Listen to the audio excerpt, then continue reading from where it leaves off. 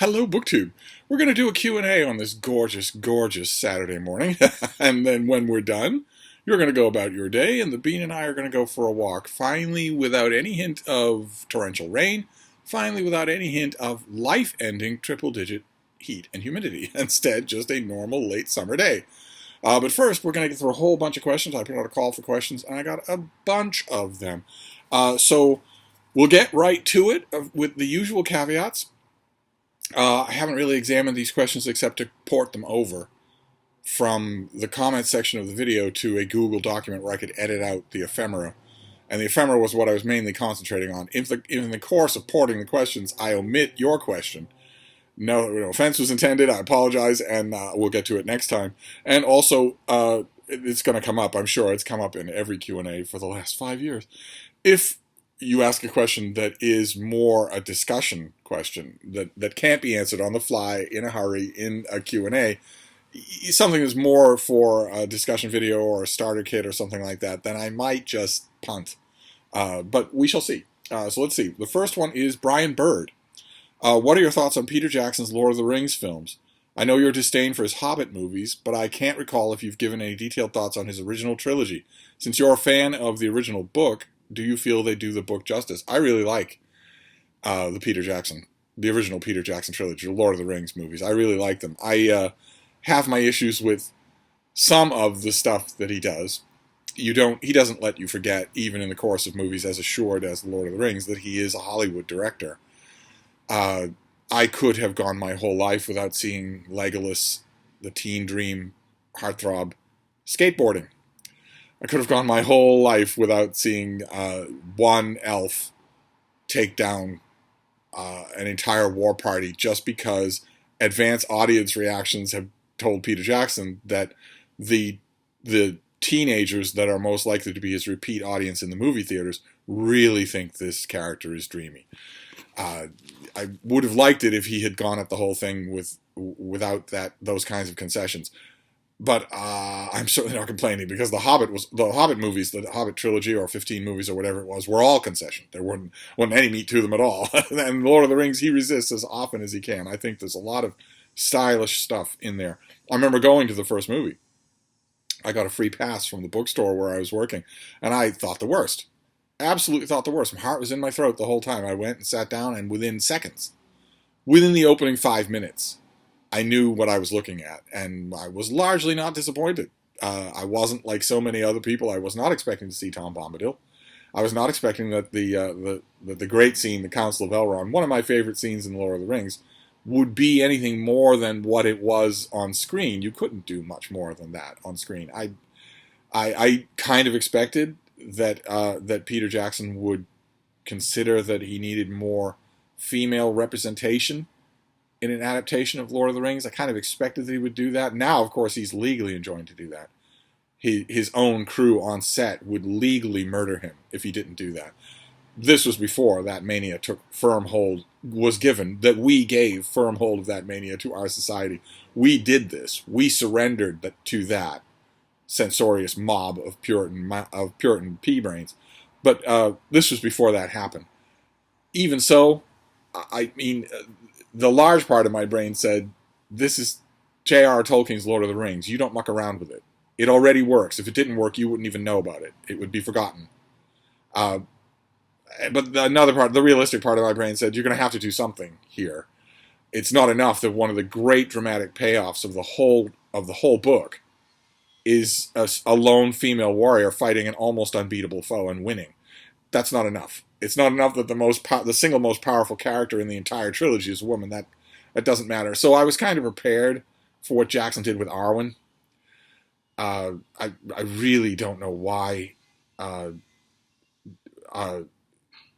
was cast the way she was. I don't understand why that particular actress gets work. She has, like Kirsten Dunst, she has no acting talent at all. And not just a little that we can work with, but none at all. And so I never understand it, whether it's her or Kirsten Dunst or Eric Bana. I never understand how these people keep getting work when they don't have any acting talent. It's not that they've got a modicum to work with. It's that they don't have any, and they still keep getting big projects. But Even I was prepared for that. I didn't like it, but I still loved the overall movie. Absolutely.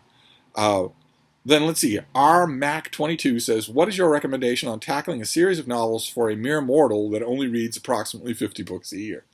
I read The Warden a few months back and am debating on how long I should wait before picking up Barchester Towers. Why would you wait? Why would you wait at all? Why would you debate about that? If you liked The Warden, and I'm presuming that you did, I don't know of anybody who read it and didn't like it, despite weird comments that are made on BookTube by people who didn't read it. Uh, if you read it and liked it, why wouldn't you go straight on to Barchester Towers? Don't wait at all. You don't need, what was it? Recommendation on tackling a series of novels. Just go straight ahead. If the author's doing something that you really like, then read the series until the author stops doing what you really like. Trust me, you're going to love Barchester Towers. Leo Percara says, "Hello, Steve. Have you transcribed your dad's diary yet? It's been 5 years, you know. Also, can you recommend a book, fiction or nonfiction, that more or less describes the same activities or missions that are on that diary?"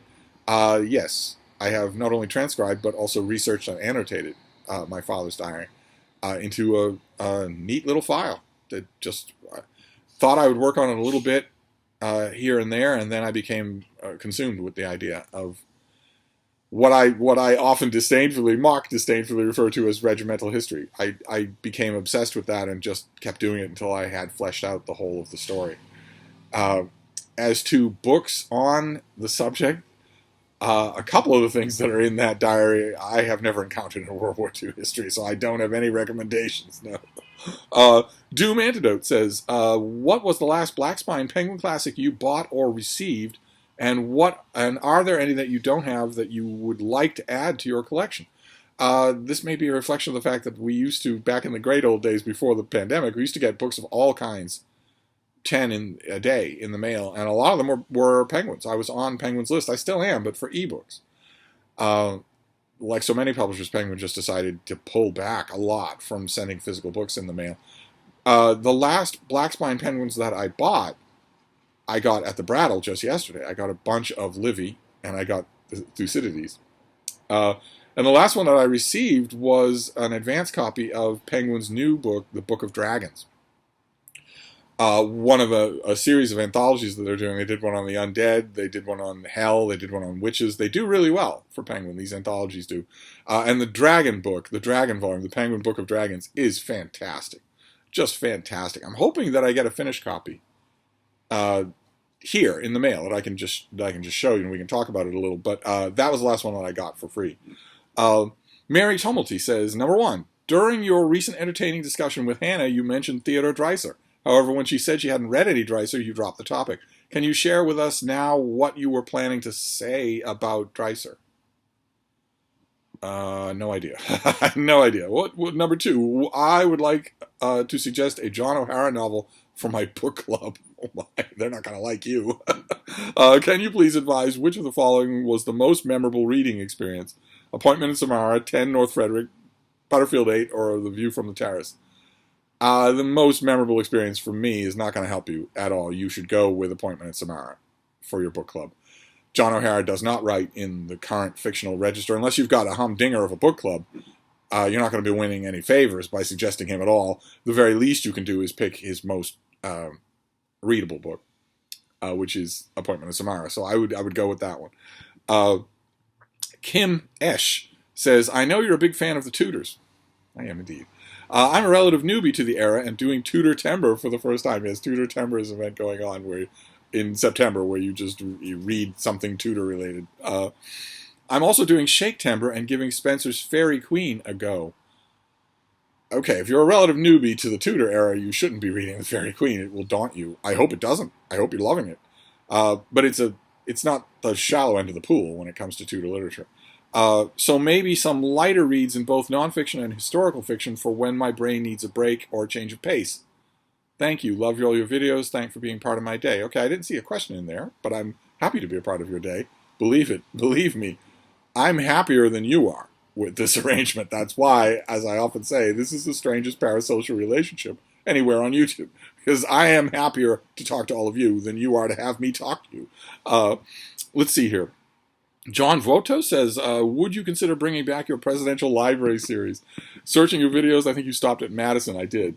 It was fun, and I'd love to see it continued. Yes, it's one of the most requested things on this channel. I keep meaning to do it, and I just don't. I just don't. I should. I should do that. I did stop at Madison, and I should do that. We should just move straight on. Anthony Suppa says, how should historians and biographers treat Twitter? Do you think Twitter should be used as a primary source when doing research on a subject? My question, of course, has Donald Trump in mind, but it could also apply to any political figure or celebrity. Thanks for taking my question. All right, first of all, although I am a sexy 28-year-old and an awesomely powerful YouTube influencer, you don't need to thank me for taking your question. We're just talking. Of course I'm going to take your question. But as far as how historians should treat Twitter, they should treat it with extreme importance. These are primary utterances of historical actors. The one thing that historians need to discard, the one thing they need to stop paying any attention to, is the foremost lie on Twitter. You might think the foremost lie on Twitter is retweets are not endorsements. Of course that is a lie. Of course a retweet is an endorsement. But that's not the foremost lie. The foremost lie is that somehow the more publicly known you are, the more of a known public figure you are, the less accountable you are for tweets made in your own name. That is an absolute lie. There is not a single public person in the public spotlight who doesn't live on Twitter, who doesn't live for their mentions, who doesn't live for their retweets. They're all narcissists. That's why they're public figures to begin with. So historians need to just discard that lie. Okay? So when Josh Hawley or Madison Cawthorn tweets something at 3 in the morning, coked off their asses, that's openly seditious against the United States, that you need to mark that, you need to save it. They're going to either wipe it, try to wipe it, or say that it wasn't them. And that all of that is a lie. It's an extremely important public document. The problem that I think is that way too many historians that I know or that I know of personally disregard Twitter. Mind-boggling. They disregard it. When what they should be doing is assiduously saving things. There are programs you can get that will save a whole day's Twitter, or that you can target to certain feeds, under the assumption that the person who's tweeting is going to massage those tweets, delete things, private things, all that sort of stuff. I think that might be one of the reasons why Twitter has been so reluctant to make an edit function, because they know that a lot of public people have been held accountable, brought down, brought into the spotlight because they can't edit their tweets. They can remove it, but removing a tweet is just a confession of guilt. So in answer to your question, historians need to take Twitter very, very seriously, and they don't. They don't. Largely, I think, because they believe all the lies that surround Twitter, which is very strange to me. It's very, very strange to me. People are saying, is a lie that surrounds Twitter. That is an obvious falsehood. People is 18 Twitter eggs who have 2 subscribers each. They are obviously automated bots. Better than 60% of the traffic on Twitter is automated bots talking to each other, taunting each other, picking fights with each other. They're not real. They've been let loose by some programmer in Ceylon or whatever. But the other 30% of Twitter is real people. Another lie is retweets are not endorsements. Unless you retweet someone specifically in order to rip them a new one, you are endorsing them. And also the foremost one being, my people tweeted this, but I don't know anything about it. An obvious lie. So historians need to get past that and then start taking it seriously, for better or worse. And I think with Twitter, I think we can all agree it's for worse. It is our agora wall. It is the common marketplace where people are saying things. So that's where historians have to go, whether they like it or not. Let's see here. Colo 1546 says, number 1, why are some of the Jungle Book stories never included in TV movie versions? I don't know. Probably some of them are politically incorrect nowadays, but I don't know. They all make for great drama. Number 2, would you recommend Rosemary Sutcliffe books to young readers? Yes, indeed, but why should young readers have all the fun? I'd recommend Rosemary Sutcliffe to anybody, including her nonfiction, which is surprisingly moving. Her memoir is surprisingly moving. Number 3, would giving yourself a deadline help you to finally publish your own writings? Those of you who might not know what Colo is talking about here, I have often brooded on this channel for years now, publishing things, self-publishing things on Amazon so that you can all just go and buy it, so that I'm not just talking to Frida anymore, including a vast amount of published work that I have not collected, right? I have a whole bookcase that goes from ceiling to floor to ceiling of collected book reviews going back hundreds of years from all kinds of figures, names you know and names you don't know. And I've never added to that bookcase when I could. Not the bookcase, but ebook. I could make an ebook of collected book reviews, or even fractional collected book reviews. I have many ideas. I make progress on some of them, but I haven't done it. I just haven't done it. And giving myself a deadline, probably, it might help a little, but it's probably not the surefire way to do it. The surefire way to do it, the reason that Colo mentions deadlines is because I've often said, I am a creature of the old world. I'm a creature of the old print journalism world, when a deadline was everything. And so maybe if I give myself a deadline, I'll finally get it done. But no, when you give yourself a deadline, it's not the same. What I need is a paid deadline imposed on me by someone else. If that happened, if a publisher said, we will publish this book if you can get it to us by such and such a date, then no matter what the date was, I could meet it. That changes the alchemy inside my brain in some way that I can't control. But even though that alchemy would be sure thing, I still need to work on this stuff. This is now 2 years that I've been saying I'm going to do this, and I still haven't done it. And that's ridiculous. That lessens my ability to get on my high horse lecturing the rest of you. So I need to, and I value that high horse, so I need to get on that. Jenny Parks. Oh, another bit of housekeeping. I'm gonna cut these videos off at 30-minute segments each. So don't be offended if I accidentally omit your question, and B, we're going to stop at around 30 minutes so that these don't go on forever. Jenny Parks says, my best friend and I are planning a trip to the U.S. for her 30. And we're curious, besides Boston, what are some of the must-see places to visit? And what are your favorite types or tags to do, bookish or non-bookish? My favorite type of tag to do and also to watch is non-bookish because I'm really, really nosy. But in terms of the U.S., are you talking Massachusetts? You're coming to the U.S. Well, the U.S. has a million things to see. It has a lot of things to see. It depends on how much time you have. It depends on where you're going. I assume you're not going to be just traveling all around the country. The number one thing to see in the U.S. is me, in Boston. So when you come to the U.S., you must come to Boston and let me go to the Brattle with you, the Brattle bookshop where you can load up on books. And you don't have to worry about getting them back home. Because with guests who are coming into the state and don't have their own car, who are just traveling, my standing offer is that once you've picked your books, I'll mail them for you. So you'll get a package coming home to you. You won't have to lug them home. But aside from that, I'd need to know where you're going. Good Lord, there isn't a square foot of this country that doesn't have something interesting to see in it. From Niagara Falls all the way to the charred cinder that is the West Coast. so I need more specifics. David Monolly says, when the Roman Catholic Church comes to its senses and elects you Pope, what books will you add to the biblical canon? Thanks for all your videos, and I hope you and Frida are doing well in the Babylonian captivity of Hyde Cottage. I wouldn't change a thing about the biblical canon. But I'm not going to be tapped for the papacy anytime soon.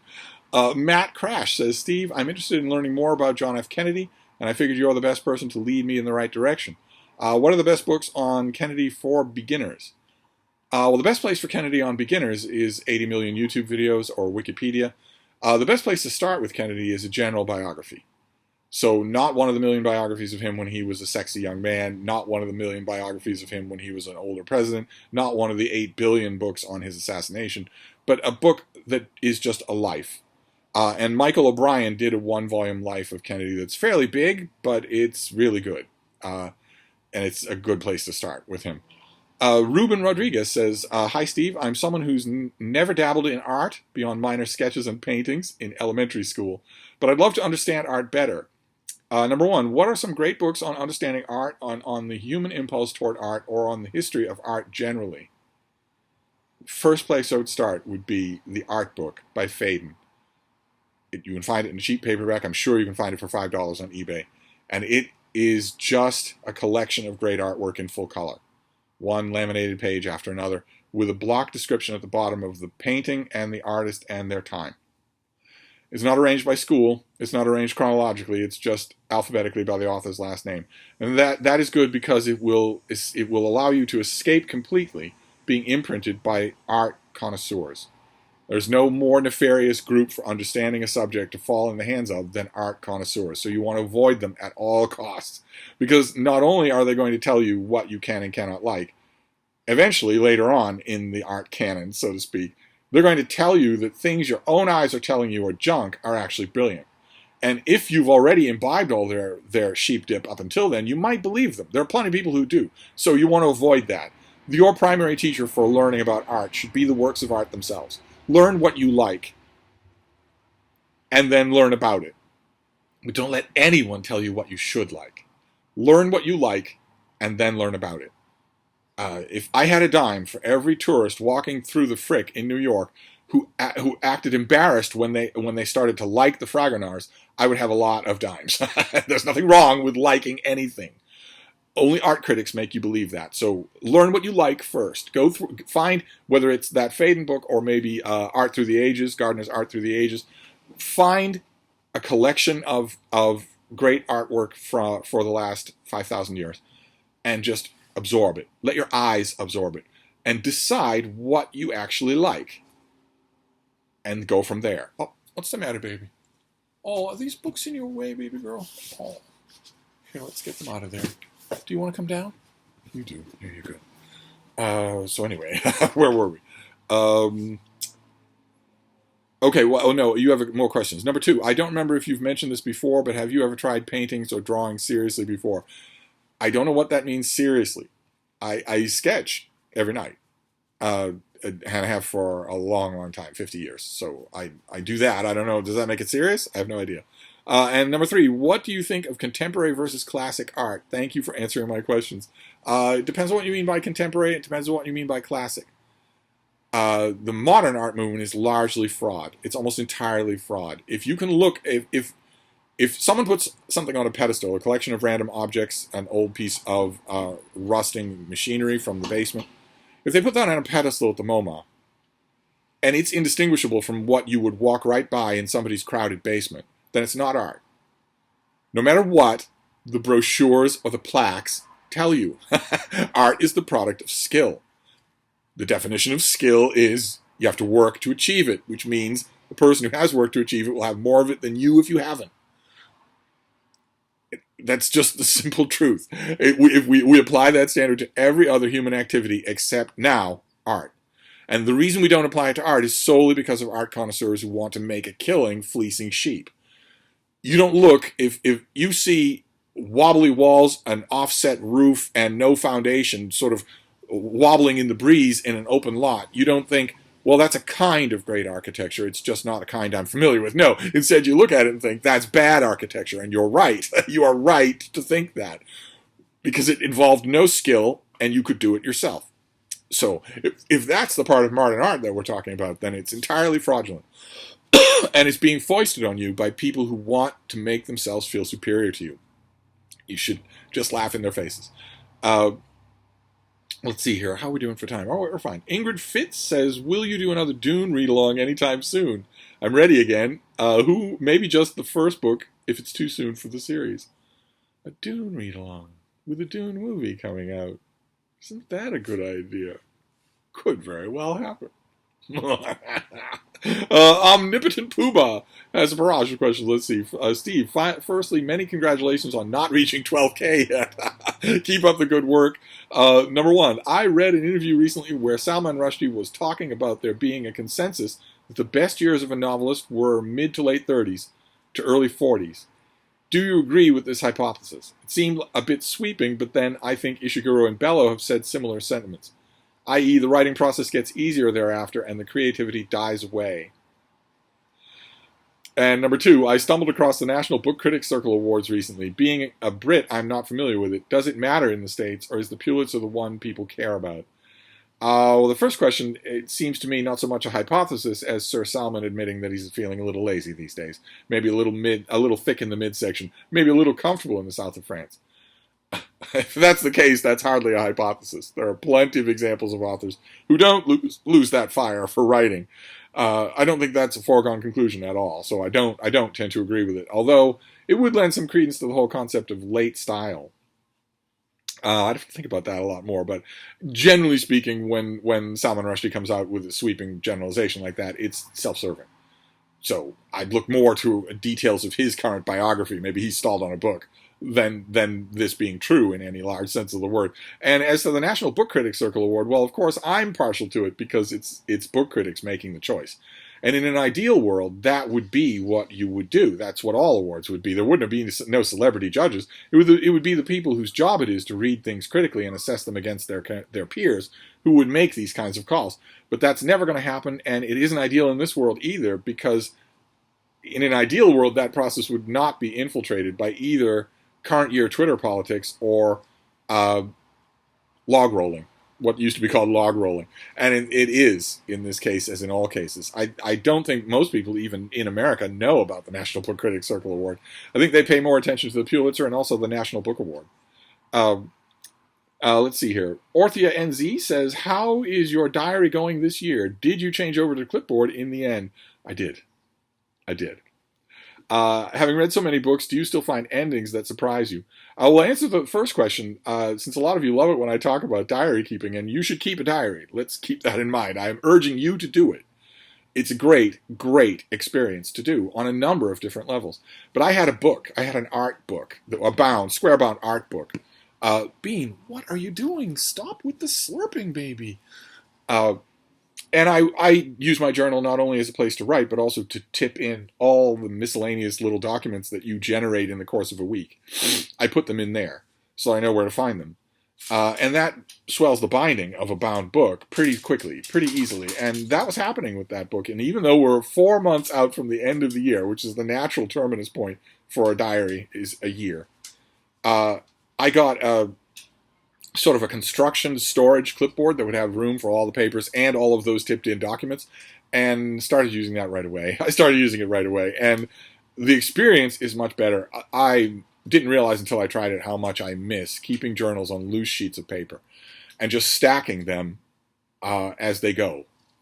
Just stack them up as you do them, rather than in a book where I'm dealing with a binding, where I'm dealing with the book snapping shut, where I'm dealing with all the problems that I have with books versus ebooks. Why did I impose that on myself? Just because Clark Kegley is cute. That's the reason that I did it, because he's a big fan of keeping your journal in a big book like that. BookTube peer pressure. I tell you, he's a sexy influencer, and so am I. I have gone back to keeping my journal on loose pages, basically in a box. And then when the year is over, I will label the box with the year and simply call it a day and get a new box. Only the box in this case will be a storage clipboard. The only drawback that I have is that I got a storage clipboard like the kind you see construction people use, or maybe doctors on rounds, that opens from the bottom vertically. When what I want, my one concession to the book format is that I want it to open horizontally. I want it to open from the side. I think that'll make for a lot less mess. So I'm going to try that. I ordered one of those, a side opening storage clipboard, and I'm going to try that. But the broader question, whether or not I like leaving a book, a bound book, and going back to loose pages, I love it. I don't think I'm going to make the mistake of going to a book again. But your second question, do you still find endings that surprise you? Yes, I do. Very much so. When I'm reading a work of so-called contemporary literary fiction, and there is an ending, where plot threads are tied up, where characters achieve a change, where there's a climax and then an effectively done denouement, where you leave with your emotions having been effectively, skillfully stirred. Needless to say, those kind of endings are almost unheard of anymore. In MFA-generated autofiction, they're almost unheard of. This is Twitter fiction that we're reading nowadays, which means the book just stops when the author runs out of cocaine. And so I have become so accustomed to modern pieces of contemporary fiction just having no ending at all, that when I encounter one that actually does wrap things up and send me out with a moved feeling, that's very surprising. All right, we're going to stop there, and we'll move on to part 2.